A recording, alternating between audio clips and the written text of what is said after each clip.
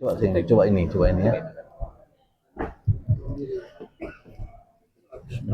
Bismillahirrahmanirrahim. Assalamualaikum warahmatullahi wabarakatuh. Kayaknya suara saya nggak eko ya? Iya. Suara ini apa? Tapi Ini harus kan? tapi saya bisa buat eko. Oh bisa. Ini bagus. Kemiknya. Iya, pokoknya. Allahu akbar. Innal hamdalillah nahmaduhu wa nasta'inuhu wa nastaghfiruh wa na'udzu billahi min syururi anfusina wa min sayyiati a'malina. Man yahdihillahu fala mudilla lahu wa man yudlil fala hadiya lahu. Allahumma shalli wa sallim ala Muhammadin wa ala alihi wa sahbihi wa man tabi'ah. Sidang jemaah Kasep yang dirahmati Allah Subhanahu wa taala, kita bersyukur kepada Allah Subhanahu wa taala atas nikmat yang Allah berikan kepada kita. Sampai malam hari ini alhamdulillah kita masih dapatkan umur yang bertambah, kesehatan, kesempatan juga masih diberikan oleh Allah, dan juga dilengkapkan dengan hidayah. Itu adalah hal yang terpenting sebenarnya di antara semuanya. Saking pentingnya maka setiap hari kita meminta ihdina. Selalu itu. Kita tidak minta naik pangkat, tidak minta juga jadi profesor ya Bang Weli ya. Tidak minta ya, tidak minta ini itu, tidak minta ini itu. Kita cuma minta sama Allah ihdina. Ya, ihdinas syiratal mustaqim. Dan Allah masih berkenan memberi kita hidayah, dan itu terbukti bahwa kita masih berada dalam Islam, dalam iman, dan alhamdulillah kita masih menikmati, masih bersemangat untuk menuntut ilmu sebanyak mungkin untuk memperbaiki kondisi iman kita setiap hari. Salawat dan salam kita persembahkan kehadiran Nabi besar Muhammad sallallahu alaihi wasallam. Allah kirim Nabi yang mulia ini untuk mengajarkan kita apa yang kita butuhkan untuk hidup di dunia, dan juga apa yang kita butuhkan untuk hidup berikutnya.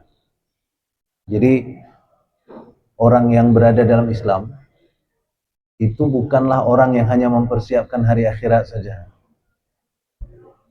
Itu sebabnya orang-orang yang berada dalam Islam sebenarnya adalah orang yang diajak untuk mudah hidupnya di dunia dan nyaman hidupnya setelah kematian nantinya.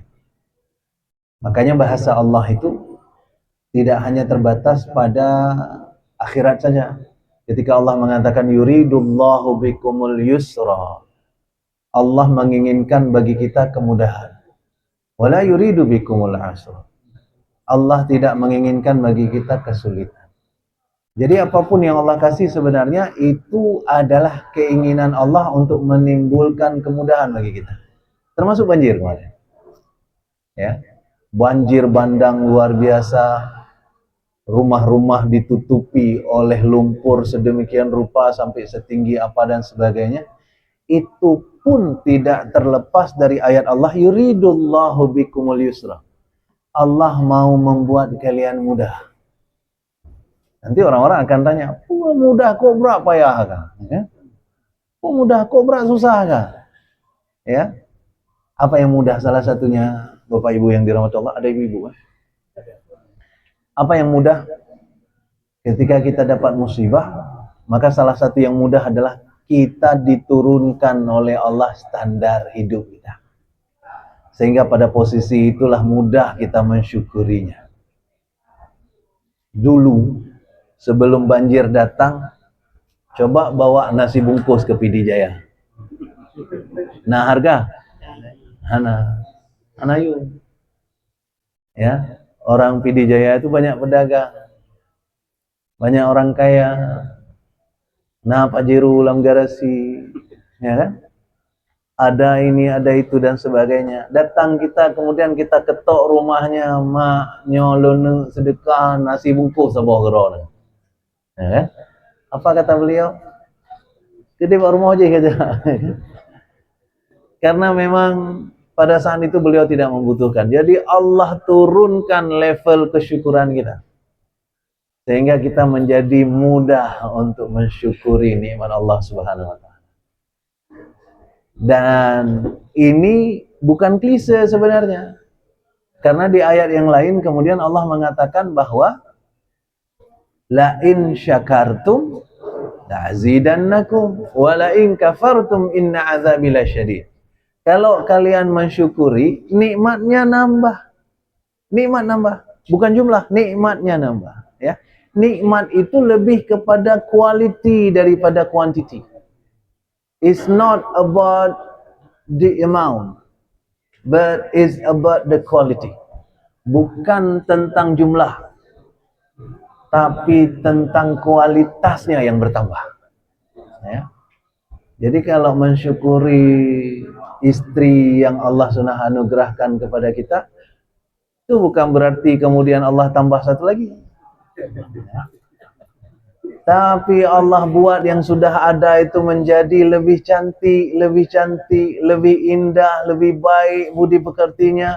Kok lama-kelamaan aku makin cinta.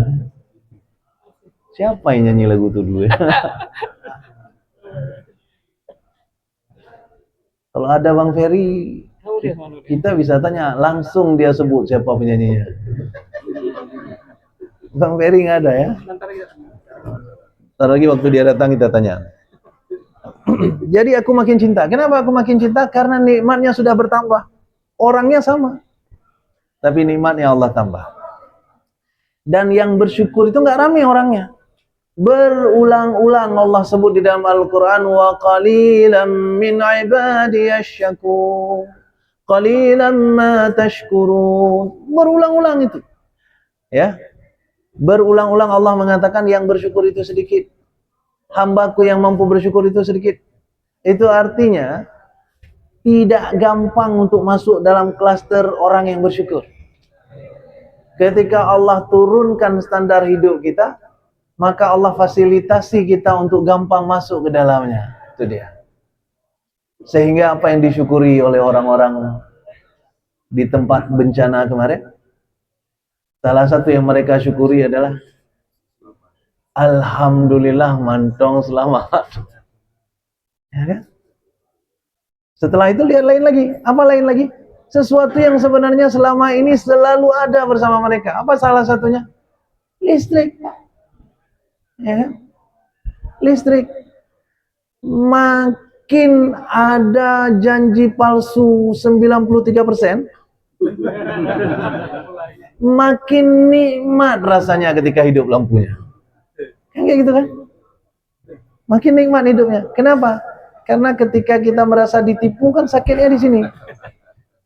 Ya kan? Dan rasa sakit itu akan membuat indah sekali begitu sakit itu terobati. Makin sakit kita, makin indah rasanya obat yang datang setelahnya. Itu sebabnya Bapak Ibu yang dirahmati Allah Subhanahu wa taala, janji Allah bahwa Allah ingin memudahkan hidup kalian itu tak pernah berubah. Di dunia dan di akhirat tak pernah berubah. Jadi apapun kejadian Allah ingin mudahkan. Itu selalu. Camkan itu masing-masing di dalam kepala kita sehingga mudah hidup kita karena kita meyakini bahwa Allah mudahkan segalanya. Ya, Allah mudahkan segalanya. Dan itu adalah salah satu di antara bagian yang membuat kita harus evaluasi betul di akhir tahun ini. Apa itu sebenarnya? POV kita. Apa POV ini? Pak Jun tahu POV, Pak? Menyohana main TikTok kan aku. Yang main Instagram tahu, yang muda-muda tahu kayaknya. Apa POV? Ah, kamu tuh point of view. POV itu adalah point of view. Cara memandang, cara melihat, sudut perspektif penglihatan. Nah, ini kan Ustadz Dedi sedang mengambil foto. Ya kan? Itu foto diambil dari situ dengan diambil dari sana beda hasilnya. Diambil dari sini lebih beda lagi. Kalau turun dalam gelap sana diambil lebih beda lagi. Ya kan? Kenapa? Point of view. Point of view. Kalau dari langit kita lihat pohon kelapa, maka isinya cuma satu titik aja. Kakak ipar saya dulu pernah, beliau guru SD, kakak ipar saya guru SD. Jadi pernah beliau itu menyuruh siswanya menggambar, anak SD. Kemudian salah satu di antara siswa itu menggambar di dalam satu kertas putih, dia titik aja di tengah satu biji. Wah, di titik. Habis itu dikumpul sama dia. Kata kakak saya, nyopo gambar ne? Awak di kampung di bahasa Aceh ya. Nyopo gambar ne? Apa kata dia? Bau. Pohon kelapa. Bagaimana pohon kelapa macam ini? Dilihat dari atas. Kalau dilihat dari pesawat, maka pohon kelapa itu akan nampak satu titik saja. Makin tinggi kita naik ke atas, makin tertitik dia kelihatan. Itu sebabnya, sidang jemaah yang dirahmati Allah Subhanahu wa taala, Al-Qur'an itu salah satu fungsinya adalah mendidik perspektif kita. Mendidik cara pandang kita, mendidik cara paham kita. Kita boleh saja mengalami hal yang sama dalam hari-hari hidup kita. Tapi bisa jadi kemudian kita memaknainya dengan cara berbeda. Apa yang membuat beda satu orang dengan orang lainnya? Cara melihatnya, kemudian cara pahamnya, sehingga beda cara lihat, beda cara paham, beda pendapat, beda pendapatan. Ya? Itu sebabnya hasilnya nanti beda. Ya, hasilnya jadi beda. Nah, konteks ini menjadi penting buat kita. Saya berulang-ulang mencoba mencari tahu di kelas saya, misalnya anak-anak mahasiswa itu ada 40 orang misalnya mahasiswa, saya treatment dengan cara yang sama, saya kasih materi yang sama, saya kasih tugas yang sama, waktu ujian tetap ada yang E, tetap ada yang A. Kok bisa? Ternyata cara paham mereka beda. Satu sama lain beda. Itu sebabnya yang Allah janjikan ketika Allah inginkan kebaikan pada seseorang, apa yang Allah janjikan? May yuridullahu bihi khairan. Siapa yang Allah inginkan baginya kebaikan, apa yang akan Allah kasih pada dia? Apakah Allah kasih dia titel profesor? Enggak juga, ya. Apakah Allah kasih dia pangkat besar? Enggak juga. Allah buat dia terkenal? Enggak juga. Tapi yang Allah buat adalah yufaqihu fiddin. Allah buat dia paham secara agama. Itu maknanya apa sebenarnya? Apapun yang dia lihat, dia memahaminya dari kacamata agama. Itu maknanya. Jadi ketika Allah pahamkan seseorang dengan agama, maka apapun yang terjadi, dia akan melihat dengan cara pandang agama. Karena beda cara pandang, beda hasilnya. Ya. Dan yang menarik adalah di dalam hadis ini, Allah tidak menyebut yu'allimhu fiddin. Misalnya Allah akan membuat dia alim dalam hal agama. Kenapa? Karena alim itu nggak ada garansi. Kalau kita bandingkan kita-kita yang duduk di balai kajian ini malam ini, dibandingkan dengan iblis, alim iblis. Alim iblis. Ya.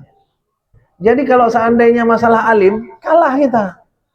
Iblis itu hafal Quran. Ya. Iblis hafal Quran, iblis tahu asbabun nuzulnya, iblis tahu apa yang terkandung di sebaliknya dan sebagainya. Iblis tahu itu. Dan yang paling menarik lagi adalah iblis sabar. Sabar kali iblis. Bagaimana kita tahu iblis sabar?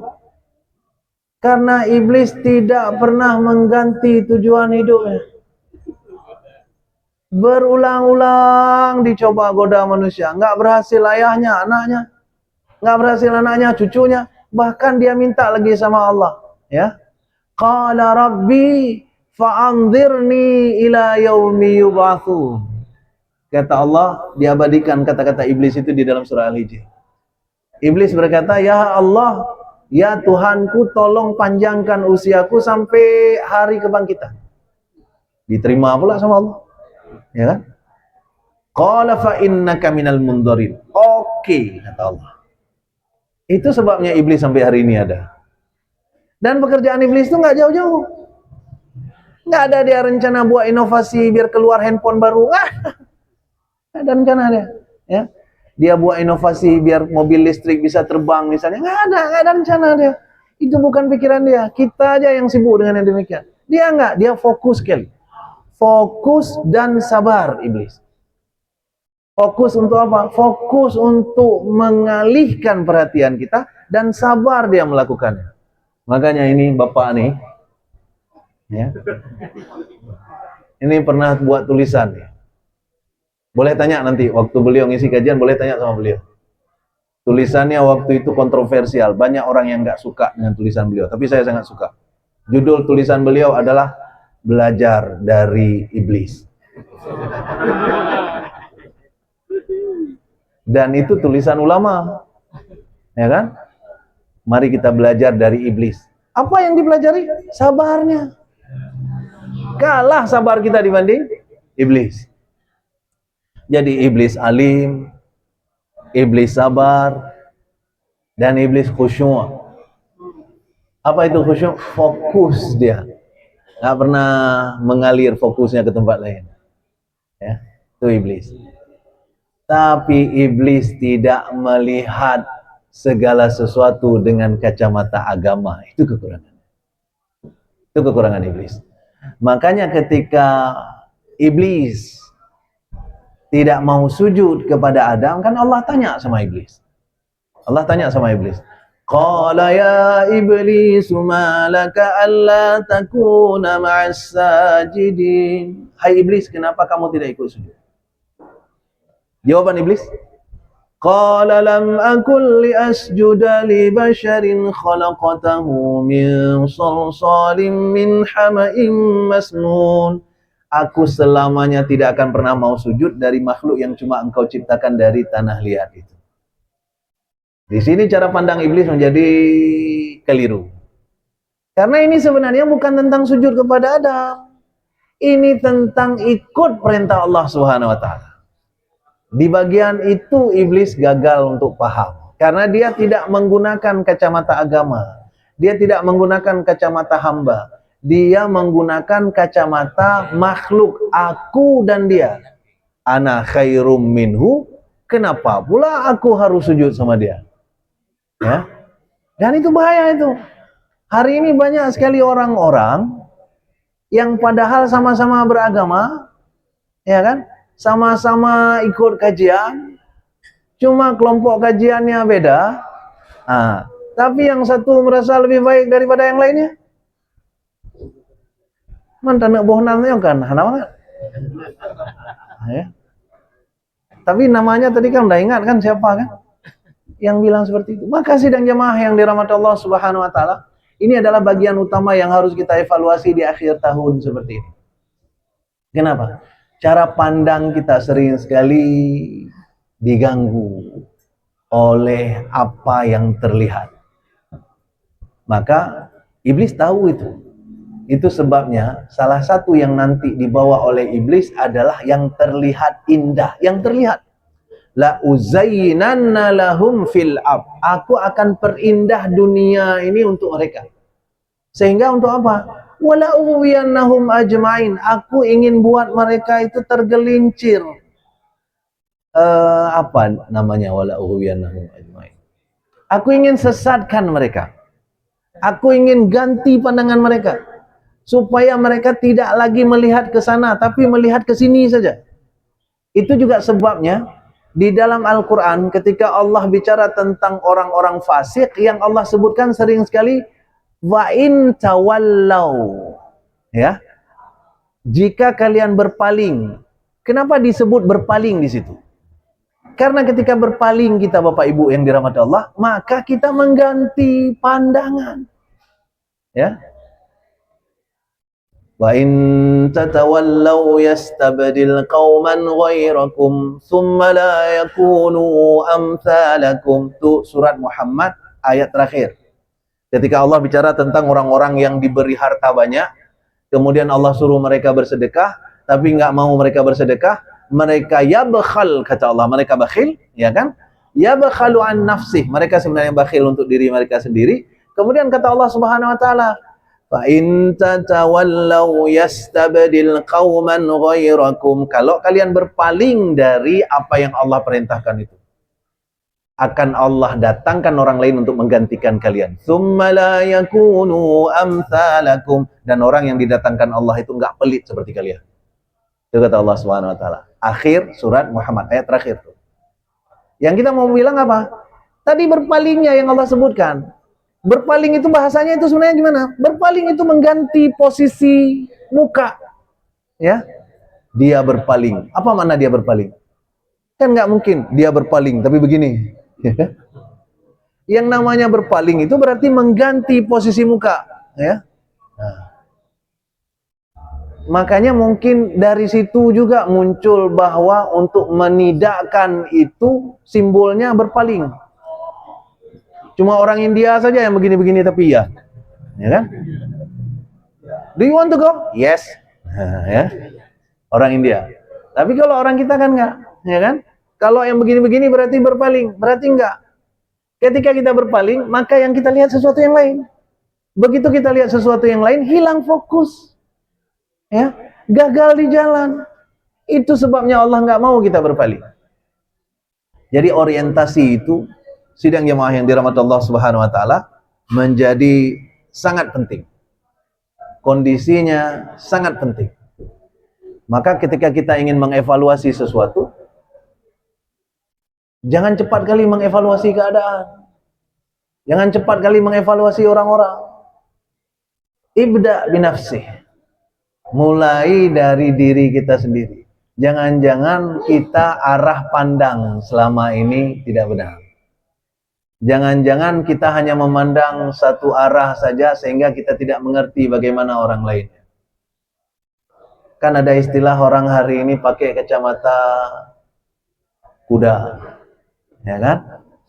Dia hanya memandang ke satu arah, fokus sekali dengan itu, tapi tidak mau kemudian mencoba melihat sesuatu yang membuat dia kemudian terkuatkan dengan pandangan dia yang pertama tadi. Itu sebabnya sidang jemaah yang dirahmati Allah Subhanahu wa taala, dalam agama kita itu semuanya berawal dari diri sendiri. Ketika Allah bicara tentang neraka, Allah juga bicara tentang ku anfusakum dulu. Wa ahlikum nara. Baru dengan orang yang lain. Saya baru tadi siang ketemu dengan seseorang.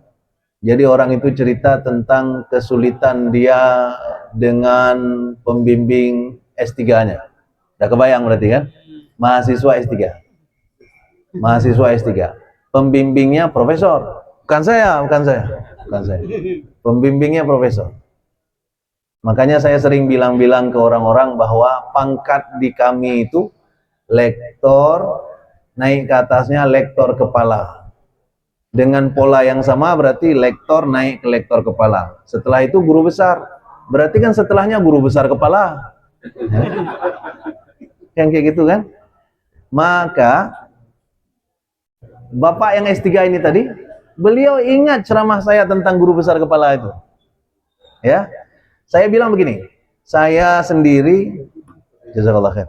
Saya sendiri itu dari lektor ke lektor kepala, saya butuh kalau nggak salah 6 tahun.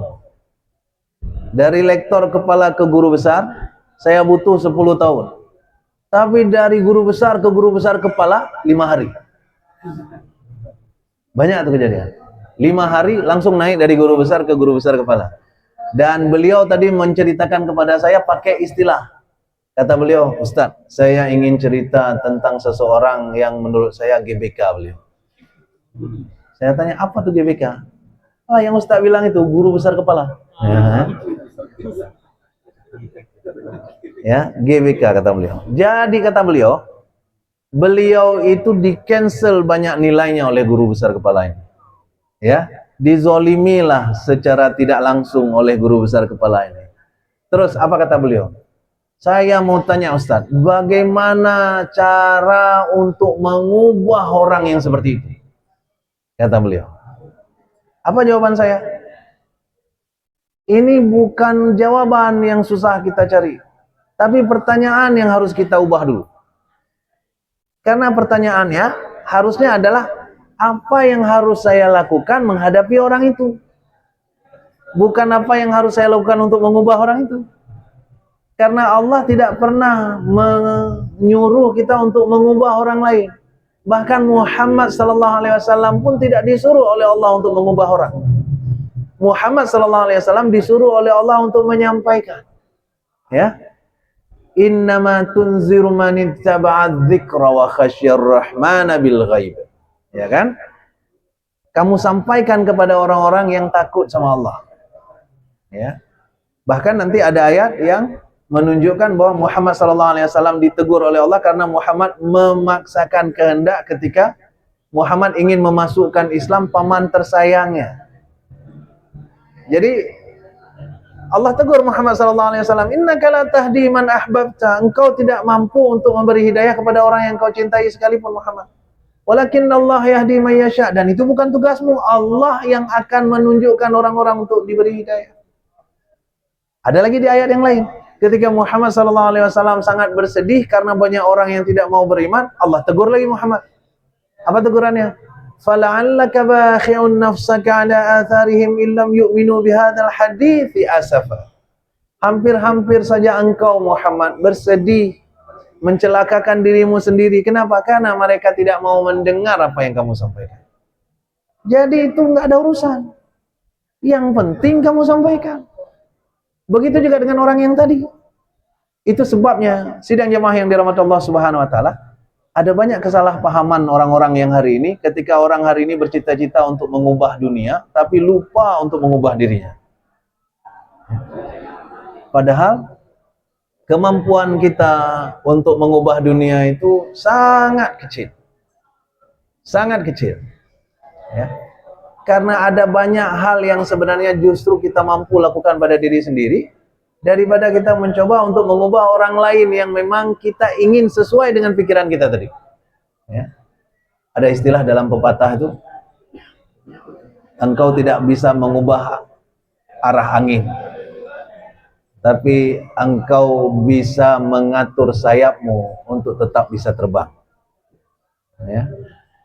Saya pernah pulang dari Sabang sore hari. Bapak Ibu yang pernah pulang dari Sabang sore kan sering banyak ombak besar itu. Saya pernah pulang dari Sabang sore hari. Kapalnya jalan begini. Ombaknya masuk ke dalam. Pokoknya di dek itu nggak ada yang duduk lagi satupun. Kenapa? Karena pertama santai-santai orang. Begitu keluar dari cekungan Sabang itu, Baluhan itu, ombak datang. Ombak pertama langsung diserang orang-orang. Bulu mendu, ya. Tapi karena saya berdiri di belakang pintu seperti ini. Kan ini pintu masuk ke dalam, saya berdiri di sini. Makanya saya nggak kena air. Dan saya tetap berdiri di situ walaupun ombak besar datang kemudian. Ya, tetap berdiri di situ. Karena kalau ombak sudah datang, masuk ke dalam malah muntah kita. Ya. Maka saya di situ aja. Tapi ombak terus datang dan kapal begini jalannya. Begini jalannya sampai ke Ulele, begini jalannya. Dan nakhoda kapalnya hebat dia. Dia tidak melawan arah angin. Dia berusaha menyesuaikannya. Karena kita tidak bisa mengubah ombak lautan, tapi bisa kita pegang kemudi kapal. Maka sidang jemaah yang dirahmati Allah Subhanahu wa taala, ini bagian penting untuk kita evaluasi supaya kita tidak menjadi orang-orang yang hanya menyalahkan keadaan, menyalahkan orang. Ketika terjadi sesuatu, maka orang yang tersalahkan. Padahal ketika orang pun kemudian mempengaruhi kita, maka percayalah bahwa ketika kita melakukan sesuatu karena dipengaruhi oleh mereka, itu berarti kita sudah setuju dengan mereka. Jadi nggak boleh lagi menyalahkan orang lain. Ya, ini adalah kita yang sudah sepakat untuk melakukan apa yang disuruh oleh mereka.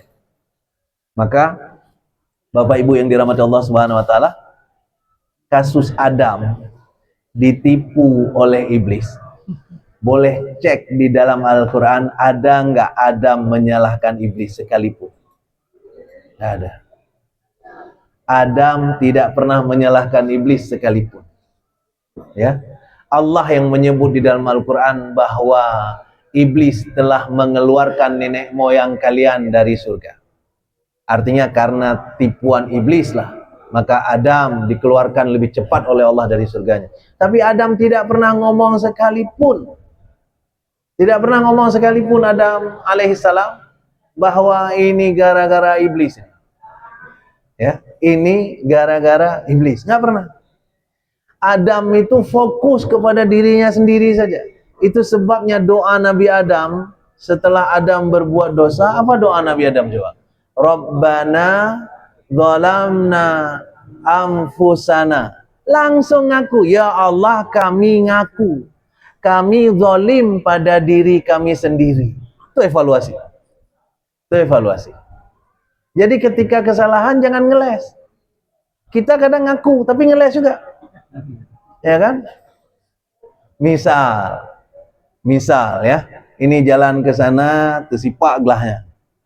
Misalnya, ngaku saja. Aku tidak lihat, aku mohon maaf. Tapi setelah ngaku Pak Ujung, kepunya budul mang gelahina. Kacau lah Pak Ujung, eh? Itu nggak pernah dilakukan oleh Adam. Ada nggak Adam melakukan Rabbana zalamna anfusana bi iblisa? Nggak ada.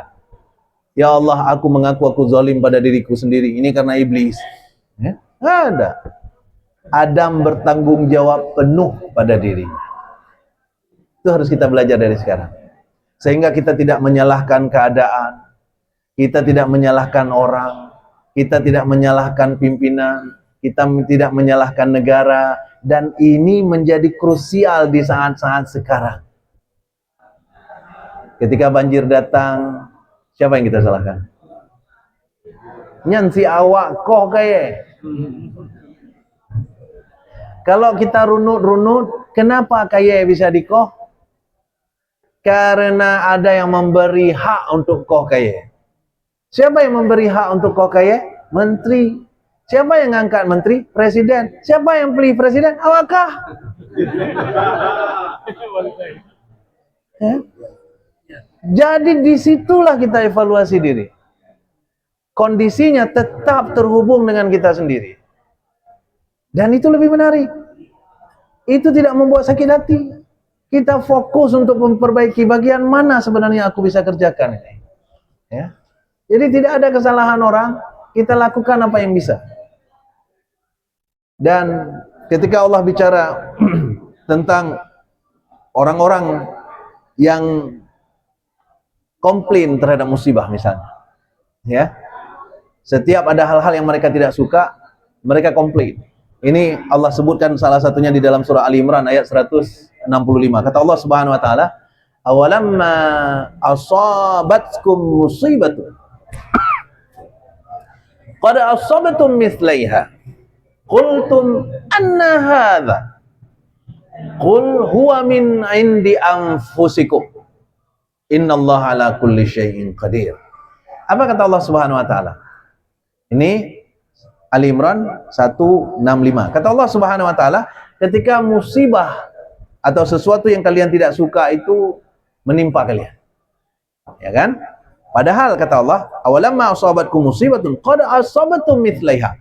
Padahal kalian telah mendapatkan 2 kali lipat kesenangan sebelumnya atau nikmat sebelumnya. Sebelum musibah itu datang, tapi tiba-tiba musibah itu datang. Ya. Bahkan ada musuh yang kemudian pernah kalian kalahkan. Ini ayat ini terhubung dengan perang Uhud sebenarnya. Ayat ini terhubung dengan perang Uhud karena sebelumnya Rasul Shallallahu Alaihi Wasallam dan kaum muslimin itu menang di perang Badar. Menang di perang Badar dan itu kemenangan besar, jauh lebih besar daripada kekalahan di perang Uhud. Maka kata Allah di sini 2 kali lipat derajatnya perang Badar dengan perang Uhud. Tapi ketika perang Uhud terjadi, kan perang Uhud lebih terakhir daripada perang Badar. Ya. Setelah perang Badar mereka menang, di perang Uhud mereka kalah. Waktu di perang Uhud mereka kalah, mereka akan berkata, "Awalamma asabatkum musibatun qad asabtum mithlaiha qultum." Mereka berkata, "Anna hadza nyusadalahu." Dari mana datang nih kekalahan ini? Kok kalah kita? Kan kayak gitu. Ya, kok bisa kalah kita? Ayo evaluasi, di mana kalahnya? Kata mereka. Kata Allah Subhanahu wa taala, Qul huwa min indi anfusikum. Itu dari diri kalian sendiri. Jadi Allah di banyak ayat selalu mengarahkan kita untuk melihat diri kita sendiri. Jangan lihat orang lain dulu. Lihat dulu diri kalian. Kenapa? Karena masalahnya ujung-ujungnya dari kalian juga. Ya. Ketika terjadi sesuatu, kita juga awalnya. Waktu pemilihan misalnya, itu capek sekali kita bilang, tetap dia lakukan. Ya kan? Kalau sekarang, terpaksa kita tanggung jawab sama-sama. Makanya ketika Allah bicara tentang kerusakan, Allah tidak pernah menunjuk satu orang dalam Al-Quran. Dhaharal fasadu fil barri wal bahri bima kasabat aydin nas. Telah nampak kerusakan fil barri wal bahri, di darat dan di laut, bima kasabat aydin nas. Semua karena ulah tangan manusia. Nas, an-nas yang Allah sebutkan itu menunjukkan manusia dalam jumlah yang banyak. Kelompok itu. Satu negeri, satu desa, satu kampung, satu kecamatan, satu kabupaten. Pokoknya kelompok itu. Bukan satu-satu orang. Bukan satu-satu orang.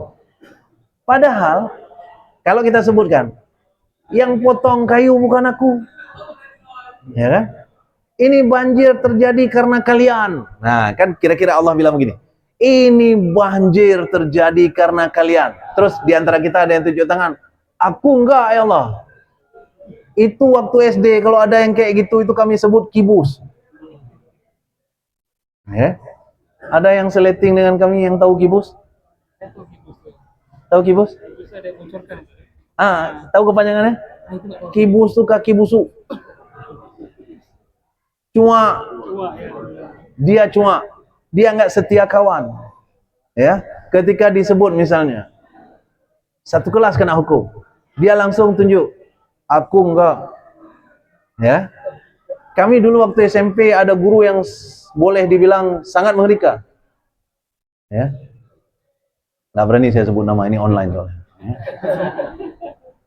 Sangat mengerikan guru itu. Padahal beliau cuma guru sejarah. Ya, tapi sangat mengerikan. Kalau ujian, maka kami harus menulis persis seperti yang di buku, nggak boleh tinggal dan, Bu. Ya. Sangat mengerikan. Kalau beliau sudah masuk, kami semua duduk anak soleh, nggak ada yang tertidur satupun. Ya. Tapi kadang-kadang kan ada yang macam lah kejadian. Ada yang iseng ketok bangku sedikit. Nah, beliau itu langsung lihat ke belakang. Siapa ketok bangku? Itu kami sepakat itu. Nggak ada yang mengaku. Dan dihukum satu kelas. Oke. Itu namanya tadi nas. Bahwa satu orang yang bersalah pun kita semuanya menanggung kejadiannya.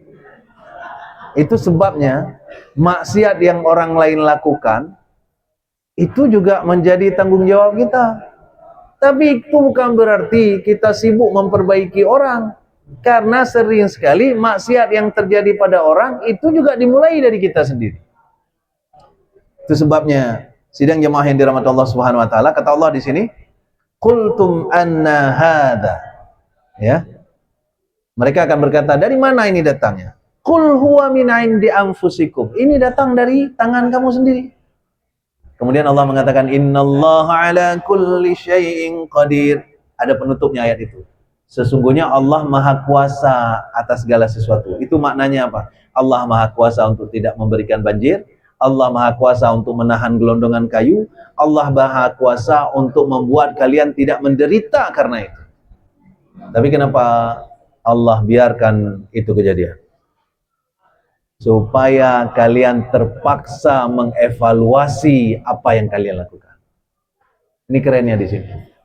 Jadi dalam agama kita, Bapak Ibu yang dirahmati Allah Subhanahu wa taala, Allah sebenarnya sudah mengirim banyak hal untuk membuat kita paham. Sudah mengirim banyak hal.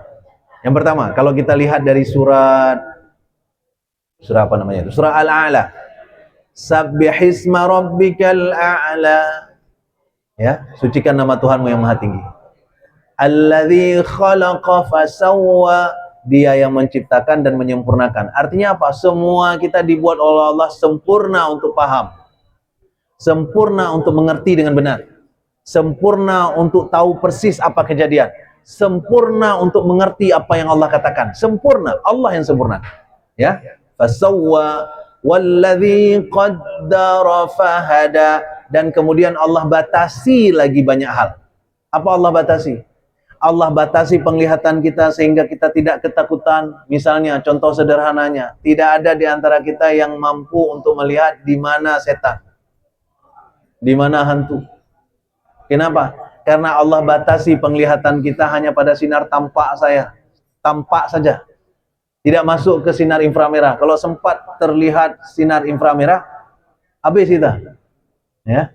Sinar inframerah itu akan mampu mendeteksi macam-macam. Sekarang ada kamera yang dikembangkan untuk bisa mendeteksi orang yang kentut di antara orang. Jadi kamera itu dihidupkan di sini, itu akan kelihatan tuh siapa yang sedang buang. Kelihatan. Itu energi yang dicangkap. Allah batasi itu semuanya. Sehingga itu tidak akan membuat kekacauan di dalam kebersamaan seperti ini. Allah batasi, banyak sekali Allah batasi. Sampai-sampai Allah batasi penglihatan kita untuk tidak melihat virus yang keluar. Dari tadi ada yang batuk, ada yang bersin kan? Waktu bersin itu Bapak Ibu tahu bagaimana kejadiannya? Hasim bersin. Langsung ini sinusoidal. Bentuknya. Jalan. Coba bayangkan kalau kita bisa lihat.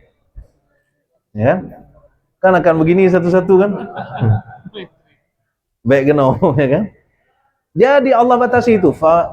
Walladzi qaddara fahada. Kemudian Allah kirimkan pesan-pesan untuk membuat kita menjadi tahu, membuat kita menjadi paham, sehingga membuat yang tadi lagi paling awal kita bicarakan, membuat kita mudah meniti kehidupan. Karena tujuannya itu.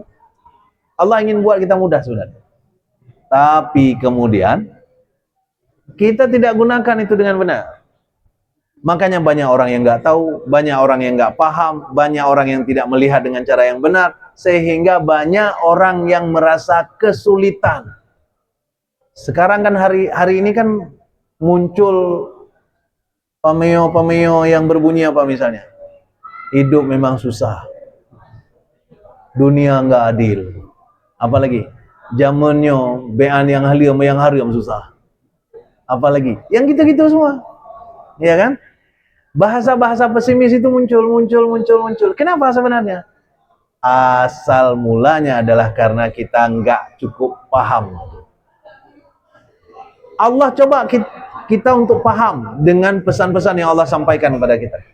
Tapi kemudian pesan itu datang, tapi kita kan nggak ikut apa yang dipesankan. Maka tadi bahasanya adalah wa in tawallau faulaika humul fasiqun. Siapa yang berpaling, Allah arahkan pandangan kita misalnya ke timur.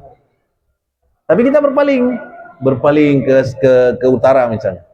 Apa yang terjadi? Allah mengatakan yang sudah diarahkan ke timur, tapi dia berpaling juga ke utara, dialah orang-orang yang fasik, kata Allah. Dia orang-orang yang fasik. Apa itu orang fasik? Orang yang sudah tahu itu salah, tapi dia tetap buat. Dia sudah dapatkan pemahaman sebenarnya untuk tidak buat, dia tetap buat. Kayak ini, bulan Ramadan ini hampir datang nih kan. Kalau misalnya hari-hari pertama Ramadan itu kan banyak yang lupa bahwa dia puasa. Ya kan? Nanti siang-siang nanti langsung ke bawah tudung saji, langsung makan dia. Makan. Itu selama dia tidak sadar, oke. Ya kan? Selama dia tidak sadar, bahkan sudah tambah berapa kali, oke. Dan saya pernah itu, tapi memang bukan puasa wajib, puasa sunnah. Karena dalam hati saya waktu itu, kenapa lapar kali hari ini? Ya.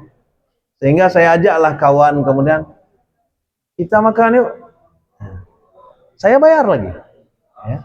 Makan kami, saya nambah dan sebagainya. Kapan saya ingat saya puasa? Waktu sholat asar. Ya. Waktu sholat asar, ya Allah puasa hari ini. Itu puasa saya sah. Kenapa? Karena saya tidak tahu. Tapi kalau sudah dikasih tahu, kemudian kita tetap makan, itu fasik namanya.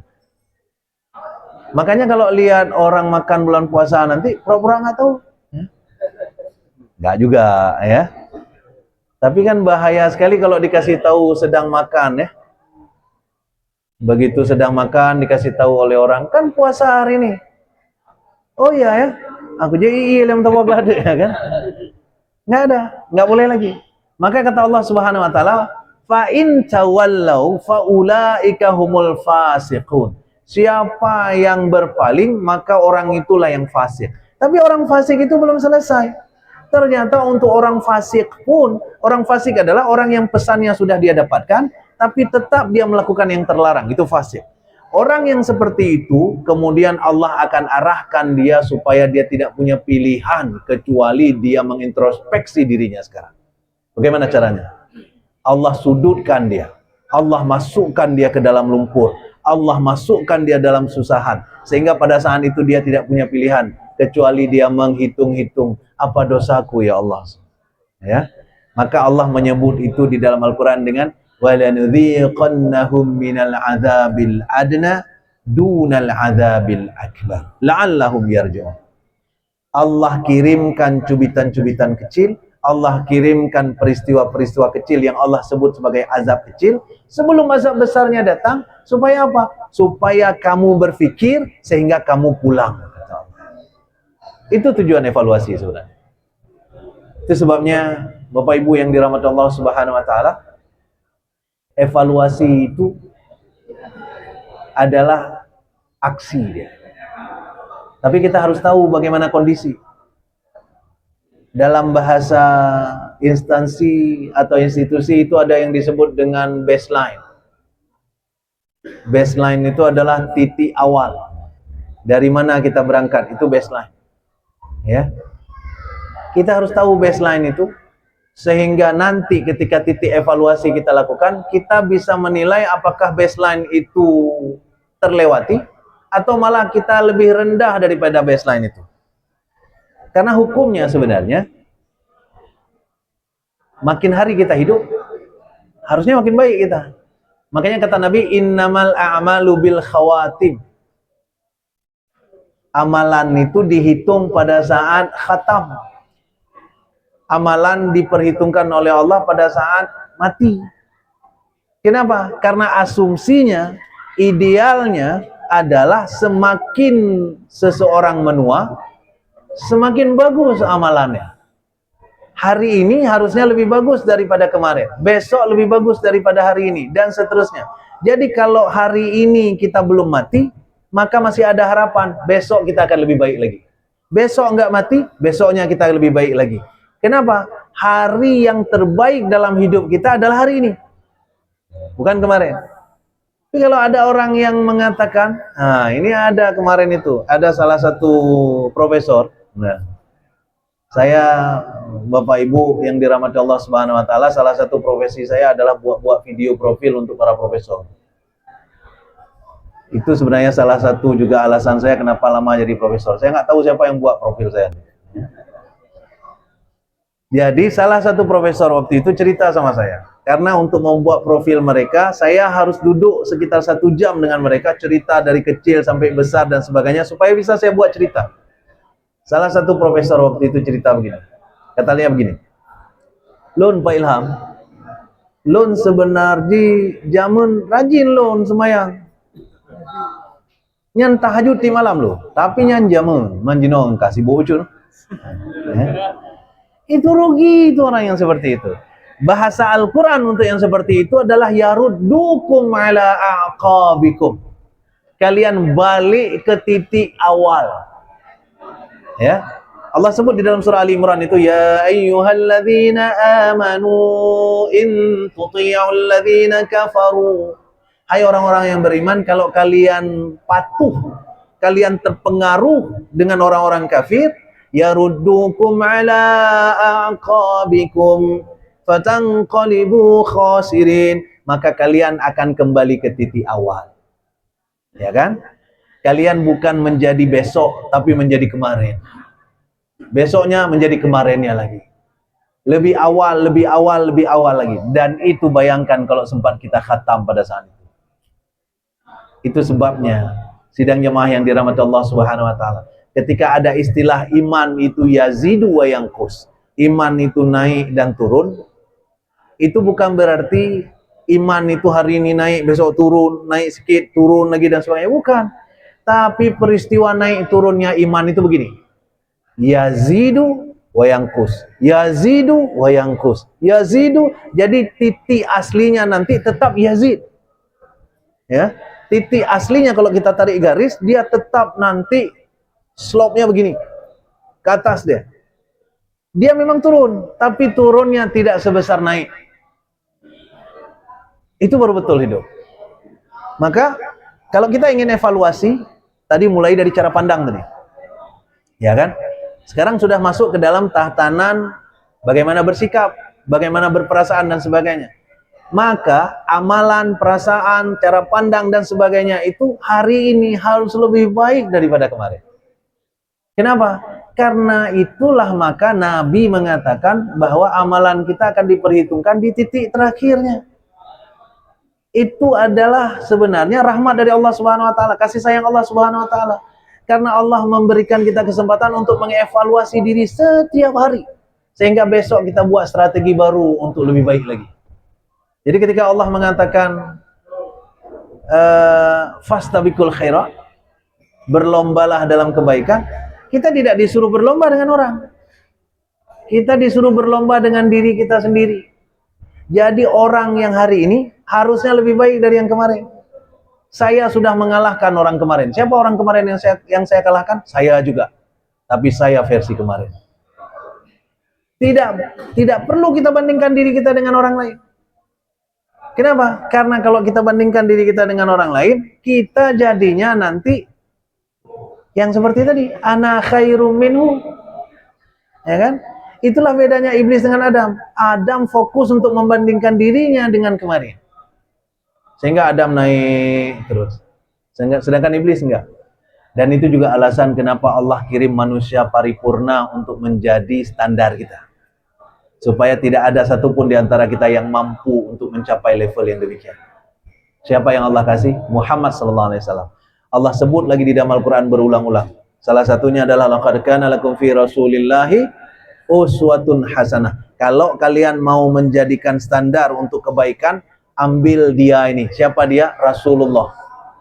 Taruh dia paling tinggi, usaha kalian untuk mencapai dia. Jadi kalau kita ingin membandingkan diri kita dengan siapa kita bandingkan? Bandingkan dengan Rasulullah. Supaya apa? Supaya setiap hari kita sadar bahwa kita masih jauh. Karena kalau bandingkan dengan orang lain, selalu kelihatan lebih baik. Mending aku, ya kan? Gak long lah, lu aku semayang. Ya. Pikirnya yang semayang dong gak beres. Jadi kalau kita bandingkan dengan demikian, selalu kita akan mendapatkan validasi, bahasa anak-anak sekarang. Apa itu validasi? Kita merasa mendapatkan apresiasi dari keadaan. Karena perbandingan itu selalu relatif. Ya, selalu relatif. Kalau membandingkan seorang gadis desa dengan seorang artis dari mana-mana, mungkin artis itu lebih cantik. Tapi gadis desa dibandingkan dengan kompor, kan cantik gadis desa itu. Ya. Jadi tergantung dengan siapa kita bandingkan. Maka sidang jemaah yang dirahmati Allah Subhanahu wa taala, ini supaya ada tanya-tanya ya. Ini sudah 1 jam, Masya Allah. Saya nggak terasa. Ya. Bapak Ibu udah alah. Ya. Apa yang kita bisa ambil kesimpulan sebelum kita masuk ke dalam diskusi? Sidang jemaah yang dirahmati Allah Subhanahu wa taala, yang pertama, bahwa ketika kita ingin mengevaluasi, jangan evaluasi keadaan, evaluasi dulu diri sendiri. Ibda binafsi, mulai dari diri kita sendiri. Karena keadaan, alam, orang, kawan itu sebenarnya ada frekuensinya. Dan frekuensi itu saling mempengaruhi satu sama lainnya. Itu sebabnya orang-orang yang melakukan sesuatu di dalam khalayak ramai itu biasanya sangat mungkin diikuti oleh orang lainnya.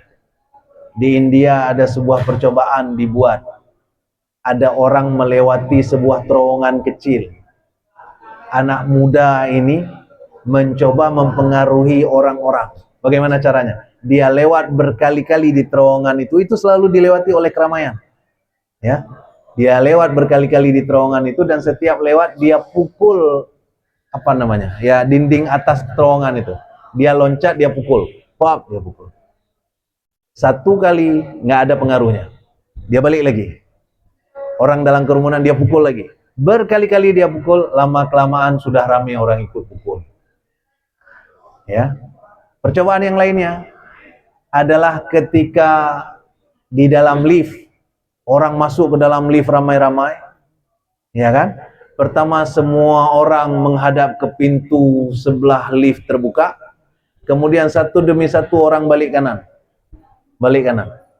sehingga semuanya kemudian balik kanan, tinggal satu orang, ini korban nih yang satu orang ini eksperimen sosial sebenarnya, karena semua sudah balik kanan, maka yang satu ini pun frekuensinya terpengaruh, dia pun ikut balik kanan, padahal dia nggak tahu untuk apa balik kanan. Ya. Jadi alam, orang itu menyesuaikan frekuensinya dengan kita. Itu sebabnya bahasa Aceh istilahnya mekreh-kreh suhu. Ya, siapa yang mempengaruhi siapa? Maka mulailah dari diri sendiri supaya kita semakin kuat setiap hari, karena amalan kita, perasaan kita, iman kita dihitung di hari terakhir kita hidup. Innamal a'malu bil khawatim. Mudah-mudahan untuk sementara ini brainstorming awal saja dulu ya. Silakan didiskusikan kalau seandainya memang ada yang ingin kita diskusikan. Silakan. Baik, terima kasih Ilham kajian di malam yang luar biasa, renungan kita di akhir tahun ini. Ada beberapa poin yang saya akan sebutkan sedikit saja pada kita semua. Baik, kepada yang ingin menanyakan silakan, 3 pertanyaan. 1 dan lain. Ya, kita bahas itu orang 1, 2, lagi yang lain sampai 3 dulu. 1 lagi ada? Ada? Tidak ada? Saya bisa lihat ini? Tidak ada. Oh iya, pada Ustaz, pada Ustaz boleh di yang kedua Bapak ini. Yang pertama ini. Assalamualaikum warahmatullahi wabarakatuh.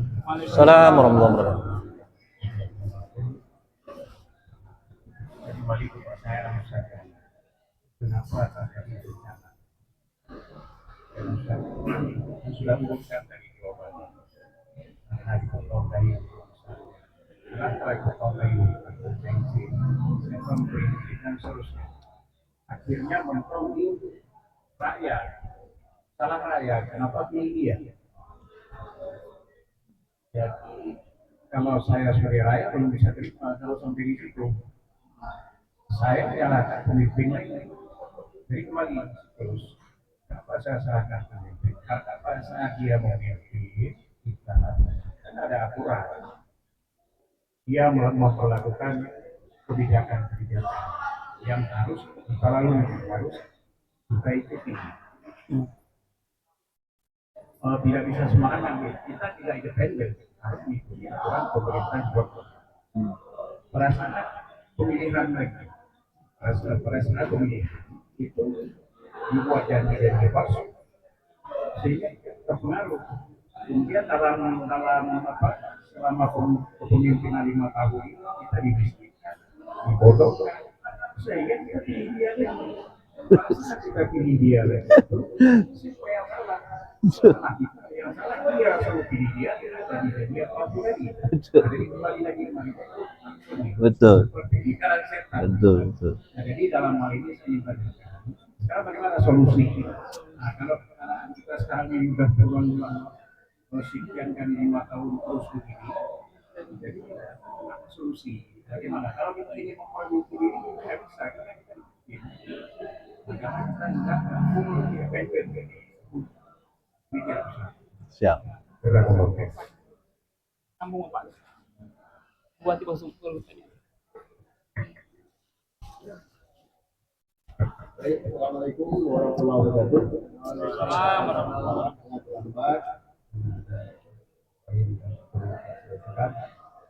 Jadi yang kami hormati Bapak Profesor Dr. Ilham Bulan. Nama ngati lo nih Prof. Saya mewakili awalnya. Astagfirullah. Dia ilmunya luar biasa. Retorika bahasa keilmiahannya bisa membahas tentang ketauhidan, tentang fikih dan sebagainya luar biasa. Ya, kenapa saya kata luar biasa? Karena bukan di bidangnya yang di dulu kita pun begini ya. Saya ingin menanya sedikit, siapa dia Pak Prof ya?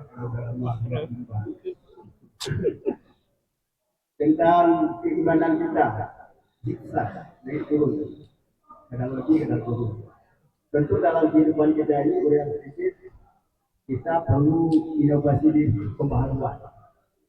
Ya, kata pembaharuan ini biasa dipakai oleh orang-orang yang di kantor ya, cara bekerja, efektif dan sebagainya. Ini pembaharuan tentang keimanan kita ini dipenuhi oleh siapa dan apa yang dipenuhi? Apakah oleh hubungan kita kepada Allah, oleh lingkungan kita serta kita berada karena kita adaptasi dengan Alhamdulillah, Alhamdulillah, atau memang Allah sendiri yang memberikan kita iman kita naik dan turun. Ya. Karena Allah tidak menciptakan kita menjadi menyembah kepadanya. Ini bukan tujuan ya, sama Allah. Kemudian manusia ini tidak bisa merubah nasib sebuah kaum kecuali kaum merubahnya. Tentu perubahannya ini apakah kehendak manusia atau memang Allah yang menghendaki dia berubah. Kalau atau perilaku dia yang salah sehingga Allah merubah nasib dia dari keadaan tidak baik jadi baik ataupun dari keadaan baik jadi tidak baik dan sebagainya. Ini mungkin proyeknya singkat, jawabannya panjang, kalau bisa dipadatkan untuk uraian semua. Terima kasih. Assalamualaikum warahmatullahi wabarakatuh. Waalaikumsalam warahmatullahi wabarakatuh. Ada lagi satu lagi? Kalau enggak kita jawab dulu dua Kita jawab dulu. Boleh. Nanti tua tuh. Saya catat. Jadi Bapak Ibu, salah satu ciri dari profesor gampang lupa. Jadi sekarang saya sudah punya validasi untuk bisa lupa. Karena sudah profesor. Nah, apa tadi pertanyaan? Kan udah lupa. Jadi pertama tadi, ini ngeri ini pertanyaan dua-duanya adalah orang yang di setiap kajian saya beliau bertanya. Dua-dua sama nih. Pak Jun seperti itu, Pak Nurdin juga seperti itu ya kan? Dan itu menunjukkan bahwa beliau sebenarnya punya hal yang terpikirkan setiap kali disampaikan sesuatu. Dan itu alhamdulillah menambah khazanah berpikir kita. Pertama, Pak Junaidi tadi kan bicara tentang bahwa kan berputar di situ-situ saja. Bahwa kita boleh saja tidak setuju bahwa ini salah kita. Ini persis seperti yang saya sebutkan tadi. Bahwa ketika disebutkan kalian semua ini sudah kalian cabut dan kalian rusak tanaman sekolah. Kan kayak gitu. Beberapa orang kemudian tunjuk tangan. Lo mana lo? Itulah dia yang tidak sepakat tadi. Saya enggak ya. Saya yang saya pilih ini. Bukan dia. Yang saya pilih yang itu. Kalau yang itu terpilih bukan kayak gini kejadiannya. Kan kayak gitu kan? Misalnya. Yang tergiur dengan janji-janji manis orang ini, itu yang sebelah sana. Nah, sidang jamaah yang dirahmati Allah Subhanahu wa taala, seperti yang kita sebutkan tadi. Ketika Allah mengatakan ku anfusakum, ternyata belum selesai. Baru kemudian Allah mengatakan wa ahlikum. Siapa ahli itu? Bisa jadi ahli keluarga kita, bisa jadi ahli sahabat kita, bisa jadi orang-orang di sekitar kita. Itu semuanya adalah orang-orang yang Allah hadirkan ke sekitar kita bukan kebetulan, tapi by design.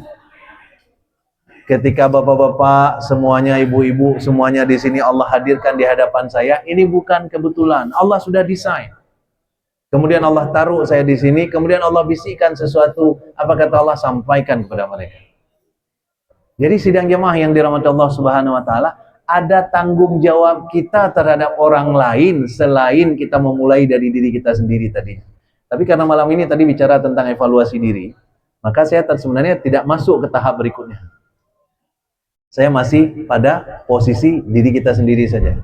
Lalu pertanyaan berikutnya kemudian, ini tidak mungkin lagi sepertinya kita selamatkan, kan begitu kira-kira? Kenapa nggak mungkin kita selamatkan? Dia yang buat aturan, dia yang buat kerusakan. Setelah selesai masa baktinya, dia lagi yang buat aturan sehingga terpilih gitu-gitu juga lagi kemudian. Kan kayak gitu. Disitulah Allah uji seberapa yakin kita dengan Allah Subhanahu wa taala. Kita boleh berputus asa pada sistem. Kita boleh berputus asa pada makhluk, tapi kita tidak boleh berputus asa pada Allah Subhanahu wa taala. Itu sebabnya kata-kata Allah di dalam surah At-Taubah 105 misalnya, wa qul i'malu fasayarallahu 'amalakum. Pokoknya kalian mulailah buat sesuatu biar Allah lihat apa yang kalian lakukan. Tadi hubungan dengan apa yang Pak Nurdin sampaikan. Ya. Innallaha la yughayyiru ma biqaumin hatta yughayyiru ma bi anfusihim. Allah tidak akan mengubah nasib sesuatu kaum sebelum kaum itu berusaha mengubah sesuatu bi anfusihim, pada dirinya sendiri dulu. Ya kan? Jadi ada yang kita buat supaya Allah lihat. Itu inti dasar dari kejadian. Karena solusi tak mampu kita dapatkan, Pak. Apalagi setelah kita hitung-hitung, ini jujur aja, di mana-mana orang sudah bicaranya, ya, bahwa setelah kita hitung-hitung hanapak selamat li deh, ya, Holanda plung nyanti mandu, mafia mandu, kemenan, ya kan? Hana tatoho jali, kemana kita pergi dia juga di sana. Jadi nggak tahu lagi kita mau kemana. Itu cerita logika manusia. Tapi kemudian Allah mau lihat sebenarnya, apakah kamu masih percaya sama aku? Bahwa aku mudah sekali membalikkan suasana, mudah sekali bagi aku untuk mengalahkan semuanya, mudah sekali bagi aku untuk dan sebagainya, maka kita jangan terlalu terfokus pada solusi yang hanya terhubung secara logika manusia. Keajaiban tidak terjadi kalau kita hanya percaya pada logika. Iman itu basisnya adalah yu'minu nabil ghaib. Apa makna yu'minu nabil ghaib? Keluar dari logika yang muncul dalam pikiran kita. Yu'minuna bil ghaib. Mukjizat itu adalah sesuatu yang di luar logika. Maka sesuatu yang kita percayai di luar logika, maka itu baru Allah kasih. Karena kata Allah Subhanahu wa taala, kalau kalian minta kepadaku sesuatu, ya, falyastajibuli wal yu'minu bi. Ada wal yu'minu bi di situ. Yakinlah kalian dengan itu. Apa yang kita yakini sampai di situlah Allah beri. Kalau kita meyakini bahwa nyo hanapa peselamat li, kakek henang dijawab oleh Allah. Ya kan? Karena apa? Ana inda dhanni abdi bihi. Aku seperti yang disangkakan oleh hambaku. Jadi, Bapak Ibu yang dirahmati Allah Subhanahu wa taala, tetap kita punya sesuatu untuk kita lakukan. Sekecil apapun itu. Tapi jangan niatkan untuk merubah keadaan. Niatkan saja untuk dilihat oleh Allah Subhanahu wa taala. Ya Allah, aku sudah buat dia. Aku ingin engkau lihat supaya engkau mudahkan. Ketika Ferry, siapa namanya kemarin? Ferry apa? Bukan Ferry kita. Ferry Irwandi. Ketika Ferry Irwandi mencoba berbuat untuk korban bencana kemarin, itu ternyata dari beberapa wawancara kita jadi tahu ternyata Ferry Irwandi itu nggak ngitung, Pak. Itu hebatnya dia. Dia nggak ngitung, dia cuma buat. Dan setelah dia buat sekarang, ada analis ekonomi yang mencoba menghitung apa yang dia buat. Ternyata apa yang terjadi? Yang dibuat oleh Ferry Irwandi itu efektivitasnya mencapai 150-200% efektivitasnya. Sementara kita biasanya yang punya dana 100%, itu daya serapnya kan 60% kehayu daan. Ya kan? 40%-nya apa? Biaya pegawai. admin, amil, ya kan, dan sebagainya kan. Ternyata Ferry Irwandi kemarin itu enggak. Kenapa? Karena dia berusaha berbuat, kemudian Allah yang mudahkan belakangan. Ya, itu yang sebenarnya harus kita pupuk kembali pada orang-orang yang hidup di zaman sekarang. Kita seperti kehilangan harapan bahwa ini nggak ada cara lagi untuk kita selesaikan. Karena masalah sudah di seluruh sisi kita lihat. Insya Allah ada. Buat apa yang memungkinkan kita buat dengan kapasitas kita masing-masing, bukan untuk menyelesaikan persoalan. Lagi-lagi, karena kita tidak akan mampu menyelesaikan persoalan. Solusi tetap Allah yang berikan. Maka bahasa Allah di dalam Al-Quran adalah yaj'al lahu makhraja. Allah yang akan kasih solusi untuk jalan keluarnya. Jalan keluar tetap Allah yang kasih. Tapi supaya Allah kasih jalan solusi itu, maka Allah suruh wa qul i'malu fasayarallahu amalakum. Kalian buatlah sesuatu biar Allah lihat apa yang kalian lakukan. Baru selanjutnya, kalau seandainya kalian sungguh-sungguh dengan apa yang kalian buat. Ada ayat lain lagi yang bicara. Apa ayat lain? Walladzina jahadu fina lanahdiyannahum subulana. Kalau Allah sudah melihat kalian sungguh-sungguh dengan apa yang kalian mampu lakukan sekarang, baru akan Allah buka jalan berikutnya. Itu keren itu sebenarnya. Jadi harapan tetap masih ada. Ya. Yang kedua, Pak Nurdin tadi tanya tentang iman kita naik dan turun. Apakah memang Allah sengaja buat naik turun? Kan kayak gitu kan? Sidang jamaah yang dirahmati Allah Subhanahu wa taala, ada banyak hal yang sebenarnya Allah takdirkan. Tapi ada takdir yang kemudian Allah hubungkan dengan asbab. Misal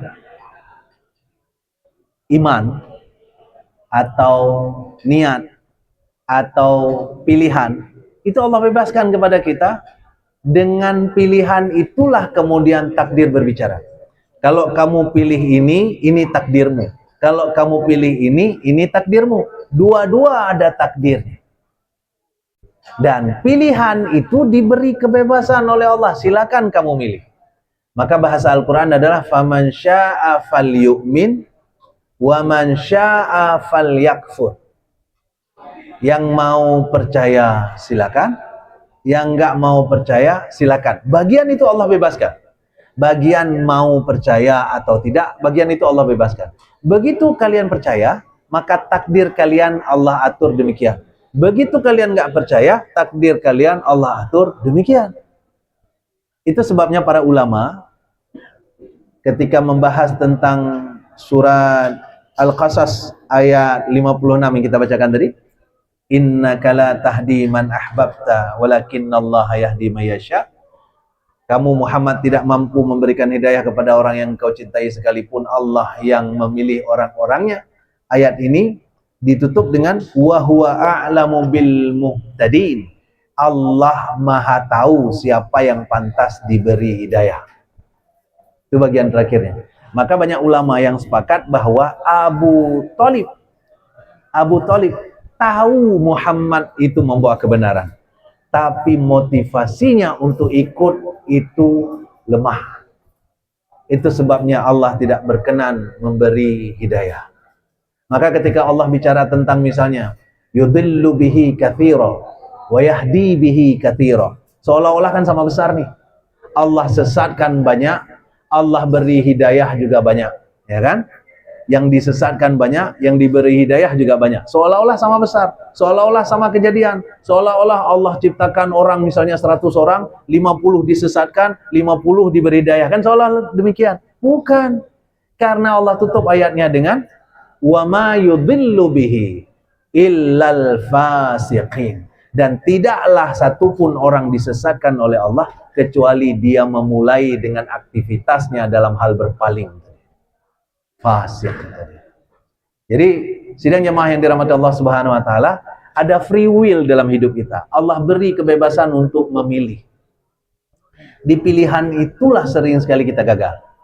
Itu sebabnya termasuk tadi cara pandang. Kamu mau lihat kemana? Mau lihat ke kiri? Mau lihat ke kanan? Kalau kamu lihat ke kiri, ini takdirnya. Kalau mau lihat ke kanan, ini takdirnya. Terus seolah-olah secara tidak langsung kita bilang, kalau ke kiri yang terlihat ini. Kalau ke kanan yang terlihat ini. Tapi Allah tidak zalim pada hambanya. Itu sebabnya apa yang Allah lakukan supaya kita melihat yang benar, supaya iman kita tidak turun tapi bertambah setiap masa. Allah yang pertama tadi, Allah sesuaikan basis penciptaan kita supaya cocok untuk menjadi orang beriman. Itulah yang kita sebut tadi dengan fasawwa, Allah sempurnakan. Apa berikutnya? Walladzi qaddara. Kemudian Allah batasi beberapa hal supaya kita tidak tergelincir dalam kesalahan. Fahada. Allah kirimkan petunjuk, Allah kirimkan orang, Allah kirimkan nabi yang mempraktekkan. Sudah segitu Allah peduli sama kita. Enggak juga berhasil kita pilih jawaban yang benar. Nah, kan kayak gitu ceritanya. Ya. Karena sebenarnya pilihannya nggak banyak-banyak. Pilihannya cuma 2. Wahadainahun najdain. Jadi kalau kita sebenarnya ikut ujian, pilihannya berganda. Dan bukan A, B, C, D, E. Kalau A, B, C, D, E 5 kan? Ini enggak A dan B. Mudah kali. Jadi hidup kita diberi pilihan oleh Allah cuma 2. A dan B. Wahadainahun najdain. Apa arti bebasnya dari ayat itu? Dan soalnya pilihan berganda 2 jawaban. Ya kan? 2 jawabannya. Yang menarik apa? Kalaupun salah kita pilih di ujian pertama, Allah panggil kita, ayo ikut ujian ulang. Dan ikut ujian ulang soalnya sama, tetap pilihan berganda dan tetap 2. Maka kata Allah, "Waman adlamu mimman dzukkira bi ayati rabbih tsumma a'rada anha." So lebih bangai, kata Allah, dibandingkan orang yang sudah jelas-jelas jawabannya A, dia pilih B juga. Itu orang apa itu sebenarnya? Orang yang sudah gagal di ujian pertama. Dia gagal di ujian pertama, kemudian kata Allah, "Walanudhiqannahum minal adzabil adna dunal adzabil akbar la'allahum yarji'un." Allah cubit kalian sikit, Allah kasih kalian banjir, Allah kasih macam-macam supaya kalian menghadap kembali untuk ikut ujian ulang, kata Allah. Begitu ikut ujian ulang, Allah kasih soal yang sama, pilihan berganda, tetap jawabannya A, B dan A. Soalnya sama. Allah tunjuk lagi, nyo ka pilih. Ya kan? Maka tetap kita pilih yang lain. Maka kata Allah, "Waman adlamu mimman dzukkira bi ayati rabbih tsumma a'rada anha inna minal mujrimina muntaqimun." Orang itulah yang disebut dengan mujrimin. Orang berdosa dan yang akan mendapatkan hukuman. Jadi betul Allah fasilitasi kita, Allah bebaskan kita untuk kafir atau untuk beriman. Tapi peluang untuk beriman jauh lebih besar. Fasilitas untuk beriman jauh lebih gampang. Saya pernah kasih kajian, judul kajiannya itu adalah masuk neraka itu susah. Nggak gampang. Masuk neraka itu susah. Kenapa susah? Kita betul-betul harus menafikan apa yang kita rasa, baru bisa masuk neraka. Kalau nggak bisa. Kenapa? Karena sudah bebas dari mana-mana, di ujung nanti masih ada ampunan Allah. Kan nggak berhasil lagi masuk neraka. Ya? Udah bebas kemana-mana, masih dosa juga kita, nanti dihadang lagi oleh Allah dengan ampunan. Karena berhasil loh. Ya? Jadi masuk neraka itu sebenarnya susah. Itu sebabnya Allah tadi tutup dengan waman adlamu mimman dzukira bi ayati rabbih tsumma a'rada anha. Siapa yang lebih zalim daripada orang yang sudah tahu jawaban yang benar tapi tetap berpaling. Ya. Itu Pak Nurdin. Mudah-mudahan terjawab. Ngalau? Ada lagi yang ingin bertanya? Tidak ada? Jim nyokana makanan hana sautanya. Baik. Kalau tidak ada pertanyaan, saya akan tutup kajian ini.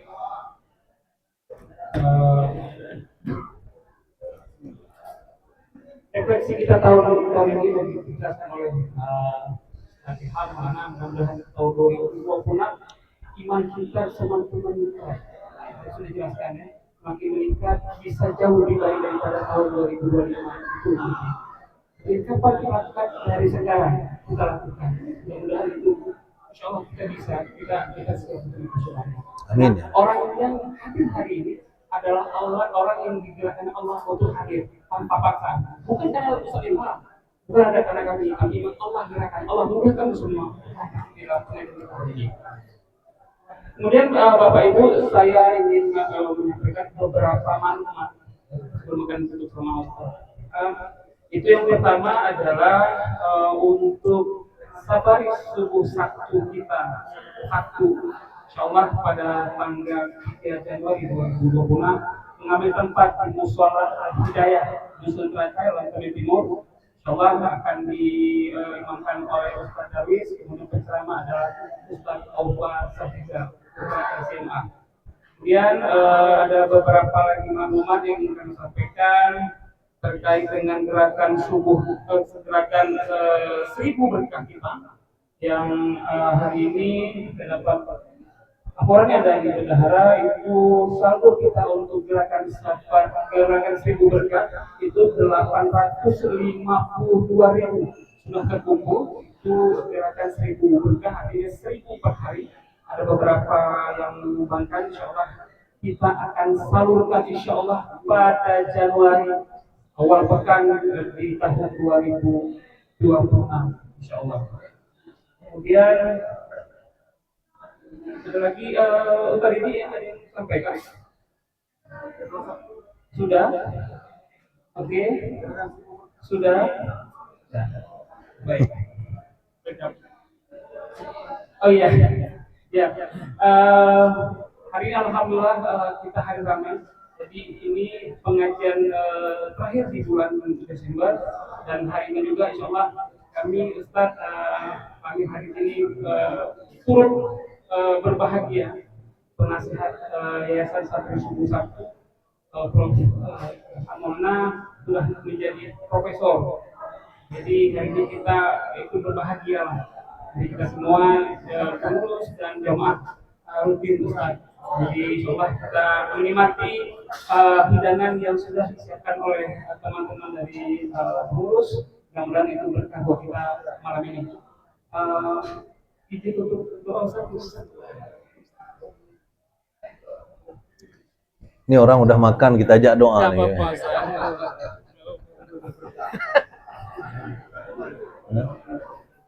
A'udzu billahi minasyaitonir rajim. Bismillahirrahmanirrahim. Alhamdulillahi rabbil alamin hamdan yuwafi ni'amahu wa yukafi'u mazidah. Ya Rabbana lakal hamdu kama yanbaghi li jalali wajhikal karim wa 'azimi sultanik. Allahumma salli wa sallim ala sayyidina Muhammad wa ala alihi wa sahbihi ajma'in. اللهم احسن عاقبتنا في الأمور كلها وأجرنا من خزي الدنيا وعذاب الآخرة. اللهم ارزقنا رزقا حلالا وعمرا طويلا وخيرا كريما وشرا بعيدا وولدا صالحا وعملا مقبولا وتجارة لن تبورا يا أرحم الراحمين. اللهم اغفر لنا ذنوبنا ولوالدينا وارحمهم كما ربونا صغارا ولجدنا ولجداتنا ولأستاذنا ولمشايخنا ولجميع المسلمين والمسلمات والمؤمنين والمؤمنات الأحياء منهم والأموات برحمتك يا أرحم الراحمين. اللهم ارفع عنا الغلاء والبلاء والوباء والفحشاء والمنكر السيوف المختلفة والشدائد والمحن ما ظهر منها وما بطن من بلدنا هذا خاصة ومن بلدان المسلمين عامة إنك على كل شيء قدير.